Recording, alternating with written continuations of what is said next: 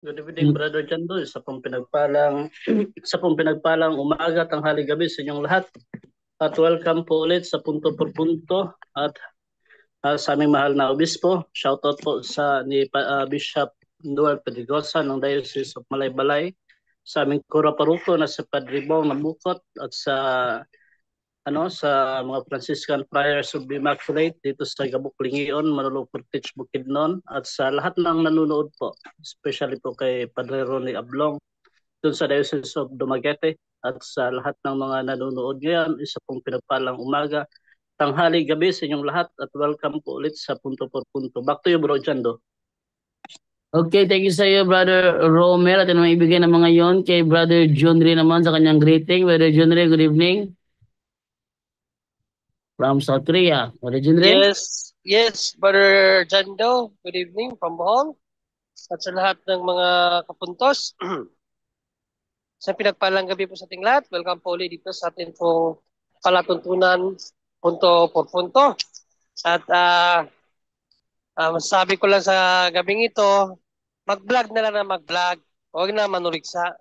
No? Kasi kasi lang kay dyan, subscriber ako nito eh. Wala. Manunuligsa kasi kaya masasampulan ngayong gabi. Shoutout po sa lahat ng mga kaabag. God bless all. INC ba yan, bro? INC? Hindi, born again. Born again. Oo. Subscriber ka, so pwede ka mag-message sa kanya. Sabihin mo sa kanya, huwag kang tumuligsa. Ikaw babanatan namin. Okay, atin na ibigay ng mga yun sa tagabasa ng Ebanghelyo gabi-gabi from Japan. Brother Angel Santos, good evening. Ayan, amen. Praise the Lord, no? Muli, isang pinagpalang umaga, hapong, gabi, no? Saan man sulok kayo ng mundo nang nararating ng punto por punto. Salamat po sa Diyos, nagkasama-sama na naman po tayong muli para sa namang gabi ng banal na pag-aaral ng salita ng Diyos para po ito sa ating kaligtasan. No po, muli paalala gabi-gabi, no? Dito sa ating programa, no?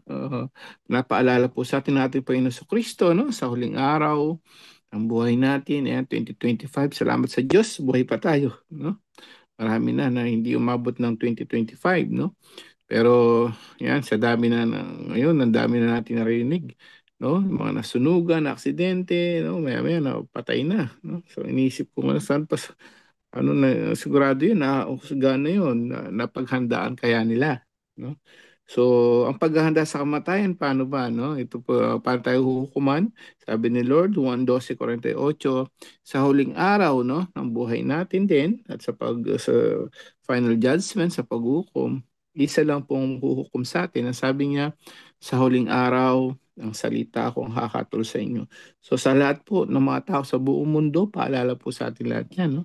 Pagkamatay mo, hahatulan ka ni Lord sa kanyang salita. Ang tanong, napag-aralan mo ba ang kanyang mga salita at tinupad mo pa? Tinupad mo ba ito? Kasi nasa kanya to, sa mismo salita niya at salita ng mga apostol din. At sabi sa aklat ng Epeso 6, sabi ni Apostol Pablo, binigay niya sa atin ng aral na ito na sa mga magulang, no? 2025 na, sana po, no? Mag-focus tayo. Sabi niya, ang mga magulang daw dapat, no? Uh, uh, Dapat daw bigyan ang ibigay sa mga anak natin, no, yung mga aral ng Panginoon, no? Domestic church, we are domestic church sa pamilya, no? Kaya dapat ang unang-unang mangangaral sa mga anak ay mga magulang, no? Kaya lang paano kung walang alam? Ngayon, hahatulan tayo doon, magkakaroon tayo ng kasalanan ng sin of omission doon. May pagkukulang ka, kaya nagkakaganyan ng mga anak mo. Yun, paalala po sa atin lahat yan, no? Lalo na sa mga magulang. Sabi ni Jesus, binigay niya sa mga apostol, sabi ni Apostol Pablo, no, dapat palakihin sila sa aral at utos ng Panginoon. Hindi yung pagpapakayaman lamang, ha? Hindi pagiging successful. Kailangan dapat iregalo natin sa Diyos yan, kapatid, no? Gawin mong banal. Hindi lang ang sarili mo, asawa mo, lalo na yung mga anak mo. Make them holy. Ako, kapag hindi natin ginawa yan, sana, no, baka mahatulan po tayo. Paalala lang po yan, no? Para sa lalo 2025 na baguhin na natin yung mga ang mga ano natin ngayon, magmula ngayon, no? Ang prinsipyo natin na gusto mo yumaman to, gusto mo ganito, yumaman, nawawala na tuloy pagdating sa spirituality. No? Kaya kung saan-saan napupunta yung mga bata. Amen? So paalala lang po dyan. Ayun po, dumako na po tayo sa ating ebanghelyo, which is napakahalaga, no? Dahil nga dito tayo hahatulan ng ating Panginoon Kristo. Ito po yan kay San Marcos, chapter 6, verse 34 to 44. Sa mga hindi po nakapagsimba kanina, ito po, no? Gabi-gabi, sa mga nagre-replay, no? Dami na pag-replay. Maabot na tayong ilang libo kapag sa replay, no? Yung iba mahabol lang. Tuloy lang po ang paghabol natin dahil ang salita ng Diyos, ito po ang hahatol sa atin sa pagkamatay at pagkamatay natin. So Marcos 6 po, 34 to 44, pag nilayan po natin, makinig ang may pandinig. Noong araw na yon, paglungsad ni Jesus, nakita niya ang napakaraming tao. Nahabag siya sa kanila sapagkat para silang mga tupang walang pastol at sila'y tinuruan niya ng maraming bagay. Nang dapit hapon na lumapit sa kanya ang mga alagad at ang sabi, "Ilang ang pook na ito at malapit nang lumubog ang araw. Payaunin na po ninyo ang mga tao sa mga karatig nayon at bayan upang makabili ng pagkain." Ngunit sinabi niya, "Kayo ang magbigay sa kanila ng makakain." Bibili po ba kami ng halagang 200 dinaryong tinapay upang ipakain sa kanila? Tanong ng mga alagad. Ilan ba ang dala ninyong tinapay? Tingnan nga ninyo, wika niya. Pagkatapos tiningnan ay kanilang sinabi, 5 po at 2 isda. Iniutos ni Jesus na ang lahat ay maupo ng pulutong sa damuhan. Kahit naupo sila ng manda-mandaan at 5-5. Kinuha ni Jesus ang 5 tinapay at 2 isda. Tumingala sa langit at nagpasalamat sa Diyos.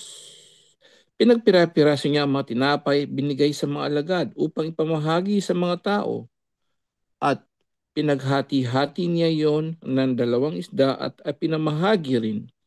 Ang lahat ay nakakain at nabusog. Nang tipunin ng mga alagad ang lumabis na pira-pirasong tinapay at isda, nakapuno sila ng 12 bakol. Sa mga nagsikain, 5,000 ang mga lalaki. Mga kapatid, ito po mabuting balita ng ating Panginoon. Pinupuri ka namin, Panginoong Hesukristo. Yan o, konti pagninilay lamang po ng ating ebanghelyo ngayong araw na to, no?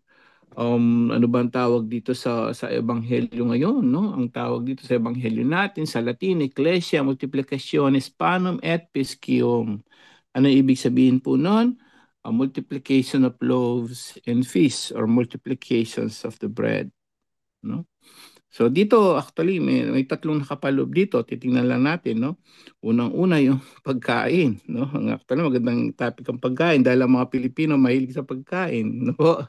Yung iba kumakain ng ilang beses, lalo na sa mga Pilipino, no? Mga Pinoy, no? Kung kumain, ilang beses ka ba kumain, no? Bro Jando, ilang beses kang kumain sa isang araw, no? So, ano, no? Yung iba 4, 5, yung iba hanggang 8 isang araw, no? So, grabe, no? Sa ibang bansa, actually, 2 lang, no? Yung iba, 3 lang, no? Pero yung iba, grabe, pagka nagkaano tayo, no? Nahihilig sa pagkain yung mga tao. At pag nag-ano ka sa social media, nakaka-ano dito, yung napakaraming ano, no? Napakaraming post sa mga social media sa FB, pinapost ng mga, alam mo yung mga richest men in the world, no? Sila yung mga pinakamayayaman tao sa buong mundo. Makikita mo yung post nila na sa paanuhan, paramihan ng net worth, no? Yung mga malalaking pangalan sa buong mundo po ito, no? Tapos sa kabila naman, yung mga nakapost naman, makikita mo yung mga naman walang makain. Grabe. Yung mga walang makain. So, ganun din, sa Pilipinas ganun din, no? Laging nagbablog, kain ng kain ng kain. Pagkatapos yung mga vloggers naman na iba na tinutulungan, walang makain. Napakarami ngayon binagyo, napakarami po ngayon, lalo na yung mga ano ngayon, halos araw-araw nasusunugan. Walang makain. Pero yung mga tao, post ng post kung gaano sila kayaman, kung gaano sila karaming pagkain, kung ano na ang kanilang mga ari-arian ngayon. Nakakalungkot, di po ba? Dito nga sa ebanghelyo natin, nahabag ang Diyos, di ba?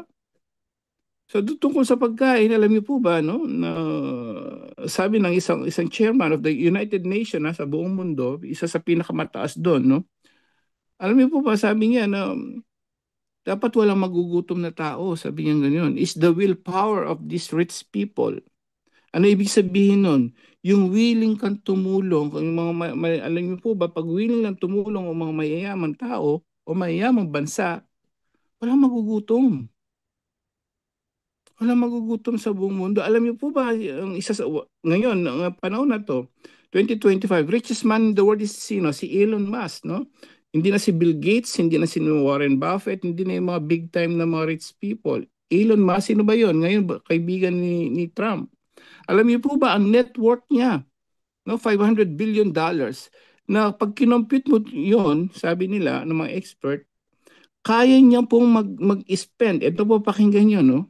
Kaya niya mag-spend isang oras, 60 million pesos, i-convert natin sa peso ang kayamanan niya, every hour, kahit magtapon siya na magtapon ng 60 million pesos, oras-oras sa isang araw. Magtapon lang po siya o gamitin niya yun. Kahit hindi na siya magtrabaho, kaya niya mabuhay ng almost 50 years pa. Mabubuhay pa rin siya. Ganun siya kayaman. Imagine mo, oras-oras, almost 50 million or $20,000 at least, or at least like ilang ano yun sa dollars natin, no? Yung 50 million pesos natin, i-convert mo yon dun sa $500 billion niya na net worth. Tapos ang daming yung mga tao walang makain. Siya lang, sino ba si Elon Musk? Siya lang naman po ang may idea ng AI at ChatGPT ni Brother Jando. Siya yon. Ganun siya katalino. Sa kanya yan, no? Siya yung founder niyan, ChatGPT. Ganun siya katalino. Lahat ng mga robot ngayon, lahat ng mga high-tech na sasakyan, SpaceX, papuntang Mars, gusto niya ngayon inaano niya kung paano makapunta sa Mars naman, doon mamuhay daw. Napakarami yung idea, pero pansinin niyo, napakarami nagugutom habang sila naman ay nagpapayaman. Bakit? It's the willing to give na wala po sa kanila. Kaya ang daming naghihirap. Dito pansinin natin, ang pangalawang dito, una pagkain, pangalawa dito, pansinin niyo po rito, ang ating Panginoon sa Kristo ay nahabag.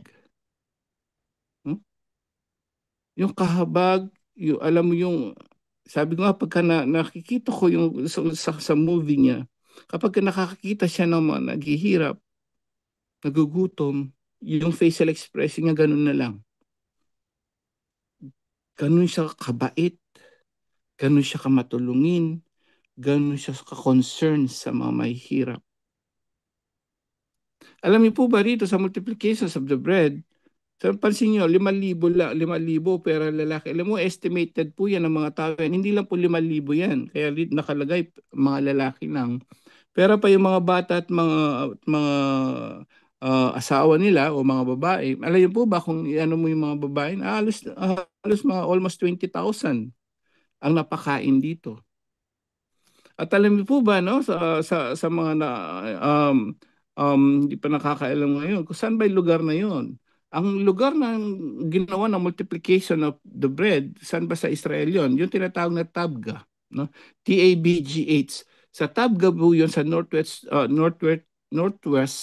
shore po ng Galilea, no? Sa Israel. Alam po ba may church ngayon doon, no? So totoong church, Catholic Church, no? May church ngayon doon na para in commemorations with the multiplications of the bread na Catholic Church ngayon sa Tabgha, Galilea sa Israel. So ganun katotoo po ang nangyari dito. No? So pansinin niyo ang kapangyarihan ng Diyos. Una dun sa pagkain, Pagkatapos dito ay nahabag siya. At kapag kalalalimin natin, hindi lang naman po ang nahabag dito pinag-uusapan. Paglalalimin mo ito, ano ba ibig sabihin nito? To complete, kagaya ng unang pagbasa kanina, ang Diyos ay pag-ibig. Ano ibig sabihin dito? Dahil iniibig niya yung mga tao, mahal niya yung mga tao, ayaw niyang nahihirapan. Amen? So, hindi yung pagkahabag niyang ganun, paglalalimin niyo yun, mga kapatid, pag-ibig yun. No, hindi lang basta-basta habag. Nandun yung pag-ibig niya sa tao. Agape love. No? Pag-ibig ng Diyos sa sangkatauhan. No, dito kaya pansinin nyo, ito ay prefiguration ng banal na misa ngayon. Gayon din, pinagpira-piraso natin, no? Ang banal na tinapay na mismo katawan at dugo ng ating Panginoon Kristo. Ino-multiply din niya. No, nandun po, no? Kung kada araw-araw, linggo-linggo, marami nagsisimba. Kung bilyon ngayon ang mga Katoliko sa buong mundo, we're almost 1.4 billion Catholic in the whole world now. Kapag nagsisimba yun pag Sunday, imagine mo, ganun na multiply ang katawan at tugo ng ating Panginoon Kristo. Bakit? Pag-ibig. Hindi niya tayo iniwanan. Nakakalungkot sa mga ibang sekta, wala silang ganun. No, wala silang multiplications of the bread, wala silang Holy Eucharist, wala silang ganun, Holy Sacrifices of the Mass. Wala po sila noon, kaya nakakalungkot. Wala, saan mo masasabing presence kung ikaw yun ay praise song lang, walang worship doon. Ang pinaka tamang worship ay mismo kainin mo ang kanyang katawan, dugo ng Kristo. Saan? Sa pamamagitan ng banal na misa. So mga kapatid, brothers and sisters, pagpapaalala po sa atin gaano kakamahal ng Diyos. Ayan, dito sa multiplications of the bread, kapag nakikita kanya nagugutom, kapatid, lagi siya nandyan para tulungan ka. Lahat po nung nakikinig ngayon, pagpapaalala sa atin lahat. Sa lalo na yung mga mayayaman, no? Naku, wag na kayo mag-post ng mga kung ano, ng mga pagkain, ng kung ano. Ang daming nagugutom. Parang sinasabi mo, mas may pagkain ka kaysa sa kanila. Hindi yata maganda. Kaya ayoko rin mag-post ng mga pagkain. Bakit? Kasi ang daming nagugutom. Tinatakam mo lang yung mga kawawang mga walang makain. Dami nasusunugan, nabagyuhan, nakalamidad. Pakarami yan, ilang milyon tao sa buong mundo. O bilyon na tao. No? So pagpapaalala sa atin, kung ang Diyos ay nagawa na yun, nahabag siya, dahil sa pag-ibig niya, pinakain niya yung mga tao. Sana ganun din po tayo. Pag-ibig natin sa kapwa, no? Yung pag-ibig ng Diyos sa atin, ganun din. Ibigay din natin ang pag-ibig na yan sa ating kapwa, no? Napakarami nating mababasa sa banal na kasulatan, no? Na kung mayroon kang isang baro, ibigay mo yung isa. Yun ay pag-ibig. Dahil ganun na lamang ang pag-ibig ng Diyos. Isang pinakamaganda na pagpapaalala sa atin. Binigay niya kanyang bugtong na anak, no? Upang lahat ng sumampalataya sa kanya ay hindi na mapahamak, kundi mailigtas tayong lahat. Amen. Yun lang po, naway gabayin tayo ng banal na Espiritu ngayong gabing ito. To God be the glory. Salamat po, back to you, Bro Jando, and God bless. Sa magta-topic ngayon, si Brother Wendell Talipung. So, Brother Jando.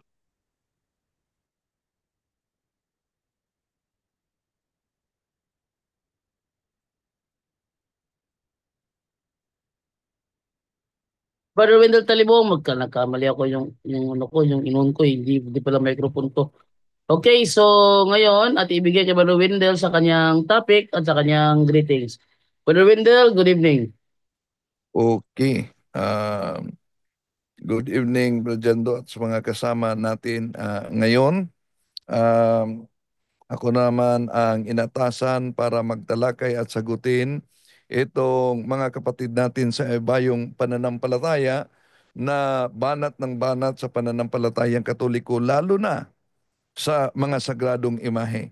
Dahil sa kanilang pananampalatayang sola scriptura, meaning Bible alone, abay, nilalahat na nila pag mabasa na Diyos-Diyusan ay lahat ng mga imahe ay Diyos-Diyusan. Pakinggan natin itong isang vlogger, si Sangkay Janjan. Iba, mga sangkay ay sumasamba sa kung ano-anong mga bagay. Subalit ang sagot sa lahat ng katanungan kung sino ang dapat sambahin ay wala pong iba kundi ang banal na aklat o ang Biblia. Ang katotohanan mga sangkay na sinasabi ng Biblia ay dapat sumamba po tayo, hindi po sa kung anong uri na inanyuhang Diyos sa pamamagitan po ng talento ng isang tao. Totoo pong galit ang ating Panginoon sa mga taong sumasamba sa Diyos-Diyosan. Ang matinding tagubilin ng ating Panginoon na huwag luluhod sa kahit na anong Yan. Tama naman na may babala talaga ang Diyos noon pa man na bawal ang Diyos-Diyosan. Pansinin ninyo, ang ipinagbabawal, Diyos-Diyosan. At ano ba yung Diyos-Diyosan? Napakalinaw, paulit-ulit na natin yan tinatalakay kahit sa mga Bible scholars ng Protestante na idol is any representation of a false God. So ang napakinggan ninyo mga kapatid ay si Sangkay Janjan. Di ko sure pa kung anong sikta ang inaniba niya. Born again ba? Kay Pastor Apollo Kibuloy ba? Kay Felix Manalo ba? Na sikta? So, di ako sure kung ano. Basta ang sigurado ay grabe ang tira nila sa mga sagradong imahen. Kaya nagtaka tayo. Kung si Pastor Apollo Kibuloy nag-astang Diyos-Diyosan, walang mga anti-Catholic na born again at iba pa na nag-atake kay Pastor Apollo Kibuloy. Imagine ito. Ako ang daan at ang buhay. Pag di kayo dumaan sa akin, hindi kayo pupunta sa langit. I am the way. Pag hindi kayo dumaan sa akin, hindi kayo pupunta ng langit. Kahit ano pang gawin ninyong pagtatampisaw dyan. Ako ang may-ari ng kaluluwa nyo. Ako ang may-ari ng sanlibutan ngayon. May kalalagyan kayo. Igagatong ko rin kayo sa kalan ng impyerno. O di ba napakalinaw na batay lang sa pahayag ni Pastor Apollo Kibuloy, nag-astang Diyos-Diyosan na siya. Pero narinig nyo ba na may mga anti-Catholic na tumira kay Pastor Apollo Kibuloy? Di po ba nagkaisa sila, lalo na sa mga sagradong imahe, dahil si Pastor Apollo Kibuloy isa din sa umaatake. Pakinggan natin ang paliwanag ni Sangkay Janjan. Bakit nga ba mahigpit na tagubilin ng ating Panginoong Diyos na nakasulat sa banal na aklat ang hindi yumuko at hindi sumamba sa mga Diyos-Diyosan na gawa lamang po ng tao? Okay, dito mga kapatid, makita natin na may pagka-misleading ang pahayag niya. Ang tanong, ang pagluhod o pagyuko ba sa lahat ng mga imahe ay Diyos-Diyosan na? So, kung pag-aralan natin ang sa Biblia mga kapatid, no? Makita natin na diyan sa Biblia, maraming basihan na hindi lahat na pagyukod o pagluhod ay pagdiyos na. Kundi may mga basihan diyan sa Biblia na napakita na yung pagyukod o kaya'y pagluhod ay nangangahulugan ng pagrespeto, nangangahulugan ng paggalang. Tulad sa mabasa natin sa Diodet Kapitulo 14, versikulo 7. Ito mabasa natin. Itinayo nila siya at siya'y nagpatira pa sa paanan ni Judith bilang pagbibigay galang. Ang papuri sa iyo ay aawitin sa lahat ng kampo sa Huda at sa gitna ng mga bansa manginginig sila kapag marinig ang iyong pangalan. See? So kung ang argumento na ang pagyukod, mga kapatid, pag Diyos na, malinaw sa binasa natin na verso Judith, Kapitulo 14, versikulo 7, na may naganap na pagtira pa, may naganap na pagluhod o pagyukod. Pero yun po, ayon sa verso na binasa natin, Judith Kapitulo 14, versikulo 7, hindi sa pagkilala kay Judith bilang Diyos, kundi ang pagyukod o pagluhod na yan ay paggalang sa Kanya. Tulad din ng ginawa ng mga kaanib natin sa simbahang Katoliko. Nakaluhod sa harap ng imahe. Ulitin ko nakaruhod sa harap ng imahe o larawan. Dahil sa pahayag niya, lumuluhod kayo sa larawan. Naku po, yung statement na yan, mali na. Bakit? Sa daming mga Katoliko, pagkatapos lumuluhod sa larawan, ubos, wasak ang ating larawan kung ang larawan mismo ang niluluhuran. Kundi sa harap ng imaheng larawan. Gaya sa Mahal na Birhen Maria, ni Senyor Santo Niño, sa Poong Nazareno, at sa ating Panginoong Heso Kristo, no, na mga imahe. So, hindi porket nakaluhod at nanalangin sa harap ng larawan, ang larawan na ay kinikilalang Diyos-Diyosan, mga kapatid. Ituloy muna natin. Ang ating Panginoong Diyos ay galit sa mga gumagawa ng pagsamba sa mga ribulto. This is me once again, Sangkay Janjan. Misleading naman. Dahil ang salitang pagsamba para sa mga protestante kasi at iba pa mga sikta, mga kapatid. Tandaan niyo, sa mga protestante, Iglesia ni Cristo, kay Kibuloy at iba pa, pag makarinig kayo ng salitang pagsamba, para sa kanila, ito ay nangangahulugang isa lamang, pag-Diyos na. Pero paulit-ulit na natin na sinagot dito na diyan sa Biblia, makita natin na kahit na sa diksyonaryo, na yung salitang pagsamba ay hindi ibig sabihin pag Diyos na. Di po ba? May iba't ibang mabasa natin yan. Halimbawa, tingnan natin ang mabasa sa diksyonaryo, mga kapatid. Puntahan muna natin itong mabasa na hindi ibig sabihin na may ginagamit na pagsamba ang kahulugan pag Diyos na. Bakit? Dahil kung tingnan natin ang mabasa sa Daniel 2:46, may mabasa tayo diyan na, Then the king Nebuchadnezzar fell upon his face and worshipped Daniel and commanded that they should offer an oblation, a sweet honor unto him. So, dito makita natin, mga kapatid, na si Baptist King James Version, si Haring Nabucodonosor, sumamba kay Propeta Daniel. Pero ang pagsamba ba dito na ginagamit ay pag-Diyos na? Hindi. Ang pagsambang ito ay nangangahulugang veneration o honor. Dahil sa New International Version, ito ang mabasa natin sa salin.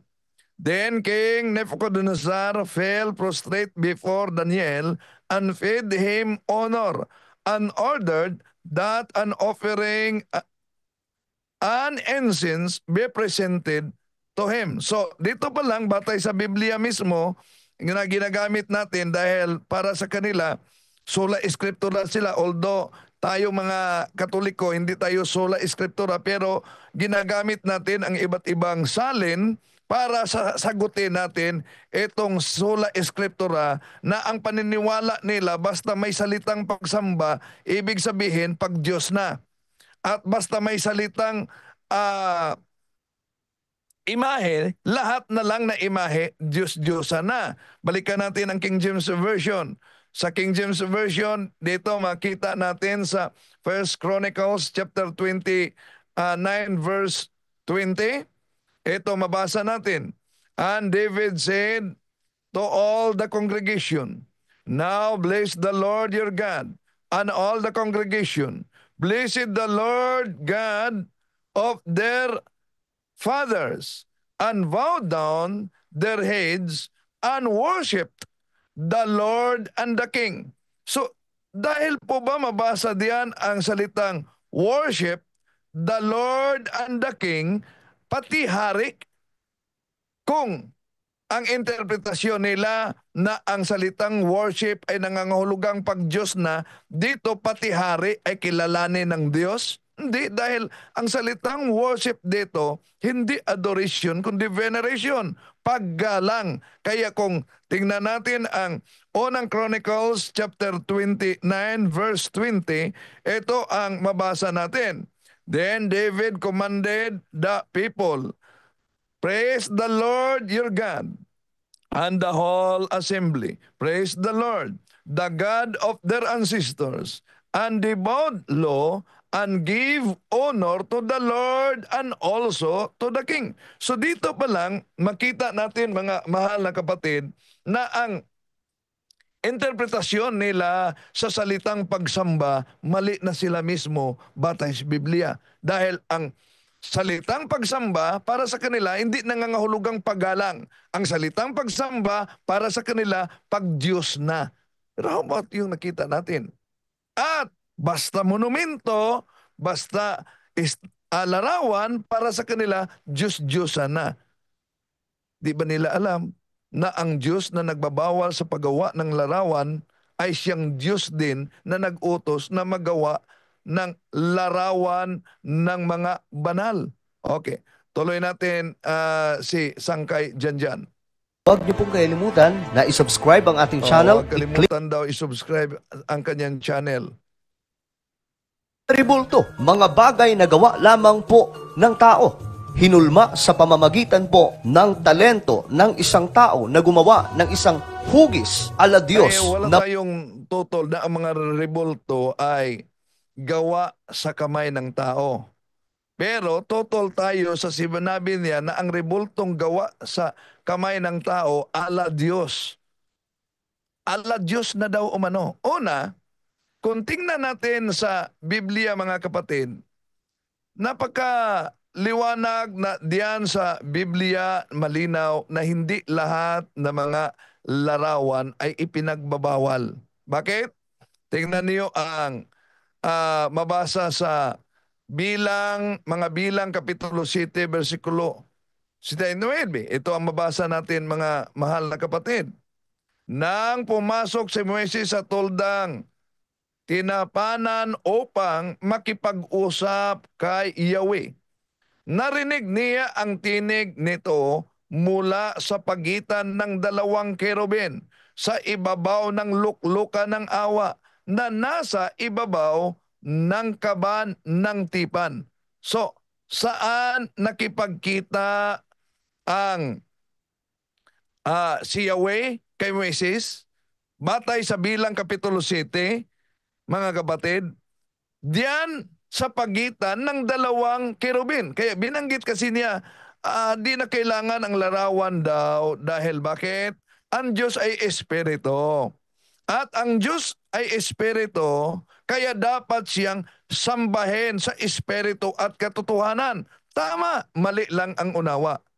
Bakit? Ano bang katotohanan? Ang katotohanan na itong Diyos na espiritu at nakipag-communicate sa tao dahil ang tao, hindi tayo espiritu. At makita natin na may deklarasyon sa pananampalataya si Santo Tomas sa San Juan Kapitulo 20, versikulo 25. Ano sabi niya? Maliban kung makita ko sa aking mga mata at mahipo ko sa aking mga kamay. Hindi ako maniniwala. Hindi basta-basta yon. Declaration sa pananampalataya yon. Na ang tao, dahil may katawan tayo, hindi tayo mga espiritu, may katawan tayo, ang Diyos mismo, ito ang katotohanan, nakipag-communicate sa tao sa pamamagitan. Una, Exodo Kapitulo 25, 19-20, nag-utos siya kay Moises na magawa ng larawan ng mga kirubin. At sa pagitan nitong dalawang kirubin, sa mga Bilang Kapitulo 7:89, siya ay makipagtagpo kay Moises. At hindi lang yan. Ang Diyos ay espiritu, tama. Pero naalala niyo, yung ang mga tao ay kinagat sa makamandag na ahas. Di po ba may mabasa tayo sa Números Kapitulo 21, versikulo 8, na nag-utos siya kay Moises na magawa ng tansong ahas. At sino man ang makakita nito na nakagat sa makamandag na ahas ay gagaling. Ang tanong, ang Diyos ay omnipresent, omniscience, omnipotence. Pero bakit kailangan mag-utos siya na magawa ng tansong ahas para ipadaloy ang kanyang kapangyarihan sa sino mang makagat? Dahil prefiguration yon sa crucifixion ng ating Panginoong Hesukristo. Okay, tuloy natin dito si Sangkay Janjan. Bagay na kung saan luluhuran ng maraming tao. Ngunit mahigpit po ang tagubilin ng ating Panginoon. So, mga larawan o manong luluhuran sa lahat ng tao. Hindi naman tayo lumuluhod sa larawan. No? Harap ng larawan. Pero ang tanong, kung ang pagluhod sa harap ng larawan, mga kapatid, pag Diyos-Diyos na, di ba alam na kahit ang mga alagad ng Diyos sa pamamanguna ni Joshua noon at ang mga pinuno sa Israel, nanalangin sila. Saan? Sa harap mismo ng arka ng Panginoon. Diyos-Diyosa na ba nila na ang arka ng Panginoon ay may mga larawan ng kirubin? Ito, mabasa natin sa Joshua chapter 7 verse 6. Joshua and the leaders of Israel tore their clothing and dismay, threw dust on their heads, and bowed down, facing the ark of the Lord until evening. See, lumuluhod sila sa harap ng arka ng Panginoon hanggang gabi. Pero sabi nila, ang pagluhod umano na ito mga kapatid, basta magluhod, pag Diyos-Diyos na. Ito, lumuhod sila sa arka na may larawan ng mga anghel. Dinyos na ba nila? Dito pa lang, mali na talaga. Basta, sola scriptura. Okay, tuloy natin. Ang lahat ng impormasyon patungkol po sa tunay na pagsamba sa Diyos ay nakasulat sa banal na aklat. Wala pong iba. Mali. Ang lahat na impormasyon daw nakasulat sa banal na aklat. Mali. Dahil ang batayan ay hindi lang Biblia. Kaya nga, kung tingnan natin ang 2 Tesalonica, Kapitulo 2, versikulo 15, maliban sa kasulatan, may ipatanggap pa, tradisyon. At maliban sa tradisyon, mayroon pang apostolic magisterium. Dapat makinig ka sa mga ngaral sa simbahan ayon sa Lucas Kapitulo 10, versikulo 16. Dahil ang simbahan ay haligi at suhay ng katotohanan. Unang Timoteo Kapitulo 3, versikulo 15. At sa pamamagitan ng Iglesia, Efeso Kapitulo 3, versikulo 10, ay maihayag ang anumang mga katotohanan sa pamamagitan ng Iglesia. So, para sa kanila, Biblia lang talaga. Tuloy natin. Kundi ang Biblia. Sa salita Napansin nyo ba? lahat ng mga anti-katoliko na nagsasabi na Biblia lang talaga. Anong resulta? Si Kibuloy nagbuo ng kanyang sariling sikta. Si Felix Manalo nagbuo ng kanyang sariling sikta. At marami pa, no? Na nagbuo sa Biblia lang ang batayan. Ulitin ko na kung tingnan ninyo ang sa Hasaan Misamis Oriental, may isang nagpakilala diyan na siya Diyos Ama. Pagpunta din sa Dinagat Island, may nagpakilala din siya Diyos Espiritu Santo. Pagpunta din diyan sa Davao, kay Kibuloy, siya din ang appointed Son of God. Siya ang may-ari sa kaluluwa. Yung mga taong yon ay nakabatay sa Sola Scriptura. Kaya mga kapatid, diyan ninyo makita ang wisdom ng simbahan, ang simbahang Katoliko, kung bakit pinagbabawal noon ang pagsalin sa Biblia sa mga di otorisado, lalo na ang pag-interpret. Bakit? Dahil ito'y bubuo lang ng mga nagkasalungatang sikta at nagkaisaman laban sa simbahang Katoliko, ngunit nagkasalungatan na sila sa kanilang interpretasyon at paniniwala. Tuloy natin. Salita ng Diyos ipinakilala sa atin o inihayag kung sino ang Panginoong Diyos. Tama naman na inihayag sa Biblia, but not Bible alone. Bakit? Una, sa pamamagitan ng authority ng simbahang Katoliko, idiniklara ang opisyal na aral, Council of Nicaea 325, na ang ating Panginoong Hesukristo ay tunay na Diyos at tunay na tao. Sa Council of Constantinople 381, idiniklara na ang ating Panginoong Hesukristo, ang Espiritu Santo ay tunay na Diyos. Bakit? Dahil sa panahong iyon ay daming mga heretiko na sumasulungat sa opisyal na aral. Pero ang interpretasyon ng mga anti-Trinitarian diyan at anti-divinity of Jesus ay gawa-gawa lang ng simbahang Katoliko dahil sa deklarasyon? No. Because when the Catholic Church declared a dogma, it does not mean that the church have to believe some new teaching. Kundi gusto lang ihayag ng simbahan ang hindi matutulan na katotohanan. Okay. So tuloy natin. Mababasa po natin sa banal na aklat na siya po ang tinutukoy na naglikha, naglalang ng lahat ng bagay sa buong daigdig at sa kalawakan. Kaya't sinasabi ng banal na aklat, siya ang Alpha at Wala Omega. tayong tutol na ang Diyos nagpakilala na Alpha and Omega, pero tutol tayo sa maling interpretasyon na lahat ng mga larawan ay Diyos-Diyosa na. Ang una at huli, bago pa mag-exist ang lahat ng bagay sa mundong ibabaw, nariyan na ang Diyos. At sa mga nagtatanong kung ano nga ba ang Panginoong Diyos, Sa mga nagtatanong na ano ang Panginoong Diyos, si Allah ba? ayon po sa Biblia, siya po ay Espiritu. In the book Wala tayong tutol na ang Diyos ay Espiritu.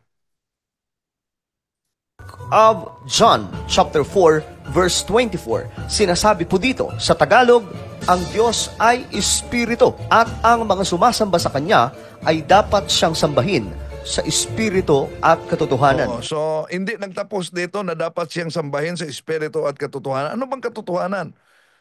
Di po ba malinaw ang sinabi ng ating Panginoon Hesukristo sa Juan Kapitulo 14, versikulo 6? Ako ang daan, ako ang katotohanan. O di po ba? So si Kristo, unang sa Colosas Kapitulo 1:18, si Kristo ang ulo sa iglesia at ang iglesia ay ang kanyang katawan. At ano ba ang katotohanan sa iglesia? Unang Korinto 14:33. Tinatawag itong iglesia ng mga santo. Kaya dahil iglesia ng mga santo, dito natin makita mga kapatid na hindi lahat na mga larawan ay Diyos-Diyosan, no? Sa Biblia, no? Dahil ang Diyos na nagbawal sa paggawa ng mga larawan ng Diyos-Diyosan ay siya din ang Diyos na nagutos sa paggawa ng larawan ng mga banal. Kaya nga, kung tingnan natin ang mabasa diyan sa banal na kasulatan, mga kapatid, sa unang hari, ulitin ko, unang mga hari, Kapitulo 6, versikulo 29, Protestant na salin. Ito ang mabasa natin. At kaniyang inukitan ang lahat na panig ng bahay sa palibot ng mga ukit na larawan ng kirubin at ang mga puno ng palma at ang mga bukang bulaklak sa loob at sa labas. So, napansin nyo ba, bakit binanggit sa Old Testament na inukitan ang bahay sa loob at labas, hindi lang sa larawan ng kerubin, kundi sa puno ng palma?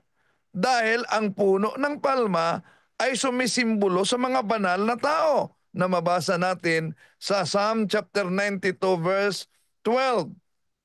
The righteous shall flourish like the palm tree. So, ibig sabihin, may inuukit na puno ng palma at ito'y sumisimbolo sa mga banal na tao. At anong inuukitan? Yung bahay umano sa kabanal-banalang bahagi, lalo na sa unang Chronicles Kapitulo 3 versikulo 10. Ang tanong, sa bagong tipan, ano ba ang bahay ng Diyos? Unang Timoteo Kapitulo 3 versikulo 16, ang bahay ng Diyos ay ang iglesia ng Diyos, ang haligi at suhay ng katotohanan. Kaya, kung ano ang sinabi sa lumang tipan, mga kapatid, na merong altar, merong monumento ang Panginoon, ganun din ang bahay ng Diyos na may nakaukit na banal na larawan. Kung balikan natin, gamitin natin ang Protestant na salin, Isaiah chapter 19 verse 19, "In that day there will be an altar to the Lord in the heart of Egypt, and there will be a monument to the Lord at its border." So, ano daw? Merong altar sa Panginoon. Merong monumento sa Panginoon. Di po ba gusto nila letra por letra? So, dito mga kapatid, makita natin na hindi lahat na mga larawan ay Diyos-Diyosan. Tuloy natin siya. Malinaw na malinaw ang sinasabi ng Biblia na ang Diyos ay Espiritu, na ito dapat ay makilala at maintindihan ng sangkatauhan. Tila baga natural na sa isang tao na kapag isinilang siya sa mundo at nagkamalay, naghahanap siya ng kanyang tagapaglikha. Kaya't mga sangkay, marami po ang naliligaw pagdating sa paghahanap ng tagapaglikha. Ang iba Tama, marami ang naligaw. Bakit maraming naligaw, kasangkay? Dahil maraming lumitaw na mga bulaang mga ngaral. Ayon sa pahayag ng ating Panginoong Hesus, San Mateo Kapitulo 21:5, San Mateo Kapitulo 24:24-25, at diyan sa ikalawang Korinto Kapitulo 11, versikulo 15, versikulo 11, ituloy sa 15. No? At yun ang katuparan sa unang Juan 2:18-19, nandito na ang mga antikristo. Sila'y galing sa atin, ngunit sila'y humihiwalay sa atin upang sila'y makilala na sila'y hindi talaga kasama natin. mga sangkay ay sumasamba sa kung ano-anong mga bagay. Subalit ang sagot Sumasambas kung ano-anong mga bagay. At ang ipinakita dito ay larawan ng Santo Kristo. Tanong, bawal ba sa Biblia ang pagkakaroon ng imahe o larawan ng ating Panginoon Jesucristo? Diyos-Diyusan ba ang ating Panginoon Jesucristo? Ano ba ang Diyos-Diyusan? Idol is any representation of a false God. Ang ating Panginoong Jesucristo ba ay false God? Hindi. Kaya kung tingnan natin ang Hebreo Kapitulo 13, versikulo 7, alalahanin natin ang namuno at gawin natin silang halimbawa. At ang mabisang pag-alala sa mga namuno, mga kapatid, ang pagganawa ng monumento, paggawa ng larawan. Tulad sa mabasa natin sa Ikalawang Hari, Kapitulo 23, versikulo 15 hanggang 18. Ipinagiba ng Diyos ang lahat ng mga Diyos-Diyusan. Winasak sinunog. Ngunit na nakita ni Propeta Josnias, ang larawan o monumento ng propeta at nagtanong siya, sino yung monumento na yan? Monumento ng propeta yan. Huwag niyong gibain. Huwag niyong galawin. Hindi galit ang Diyos, ulitin ko, sa mga larawan ng mga banal at sa mga santos. Dahil ang mga santo ay bayani ng ating pananampalataya. At sa pamamagitan ng mga santo, naluwalhati mismo ang Panginoon. Juan Kapitulo 17:10, ang lahat ng akin ay sa iyo at ang lahat ng sa iyo ay sa akin. At sa pamamagitan at naluwalhati ako sa pamamagitan nila. See? Tuloy natin. Sa lahat ng katanungan kung sino ang dapat sambahin ay wala pong iba kundi ang banal na aklat o ang Biblia. So dito mga kapatid, lalo nang mali siya. Bakit? Sino daw ang dapat sambahin? Walang iba, ang Biblia. Ulitin natin ha. Siya ng kanyang tagapaglikha. Kaya't mga sangkay, marami po ang naliligaw pagdating sa paghahanap ng tagapaglikha. Ang iba, mga sangkay, ay sumasamba sa kung ano-anong mga bagay. Subalit, ang sagot sa lahat ng katanungan kung sino ang dapat sambahin ay wala pong iba kundi ang banal na aklat o ang Biblia. Sino dapat ang sambahin daw? Kung ang Biblia ang dapat sambahin o ang salitang pagsambay pag Diyos, ginawa niyong Diyos-Diyosan ang Biblia kung ganon. Ano ba yan? Tuloy natin. Ang Diyos ay Espiritu. Wala tayong totoo na ang Diyos ay Espiritu, pero totoo ba kayo na itong Diyos na Espiritu ay nag-utos sa Exodo 25:19-20 na magawa ng larawan ng mga kerubin? At totoo ba kayo na sa harap mismo ng larawan ng mga kerubin, yung mga Israelita noon ay nakayukod sa harap hanggang maghapon? Totoo ba kayo? Totoo ba kayo na sa Ezekiel Kapitulo 41, versikulo 17-22, ang templo ng Diyos ay may nakaukit na mga larawan ng kerubin at may nakaukit din na mga puno ng palma. Ano ba ang simbolo ng punong palma? Sumisimbolo sa mga banal na tao. Tuloy tayo. Lahat po ng dapat sumamba sa Kanya ay sumamba sa Espiritu at katotohanan. Take note the word truth or take note the word truth. At dami ang nag-claim na sila'y katotohanan kahit kung tignan at pag-aralan natin ang history nila, mga kapatid, ang history nila ay tatag lamang ng tao. Di po ba? Kaya nga, sa dami ng mga debate na ganap, di nyo ba nasubukang itanong bakit lahat ng mga pastor, mahirapan talaga kahit Iglesia ni Cristo Ministro, sa tanong, kung hindi si Kristo ang nagtatag sa simbahang Katoliko, sino? Dahil ang lahat ng mga siktang lumabas sa simbahang Katoliko, pawang meron tayong maituro kung sino ang nagtatag sa kanila, kailan at saan.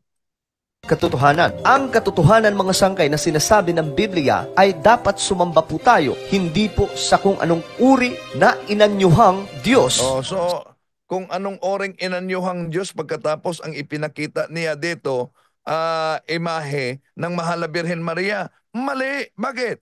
Kinikilala ba ng simbahang Katoliko na ang Mahal na Birhen Maria ay Diyos? So misleading talaga mga kapatid. Di ba?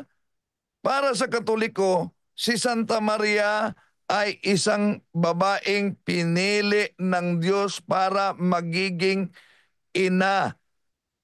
Magiging ina ng ating Panginoong Hesus. Siya'y babae na naging banal. Hindi babae na naging Diyos. Kaya dito pa lang, sablay na ang kanilang interpretasyon sa aral ng simbahang Katoliko. Di ba? Na si Santa Maria ay kinikilalang Diyos daw.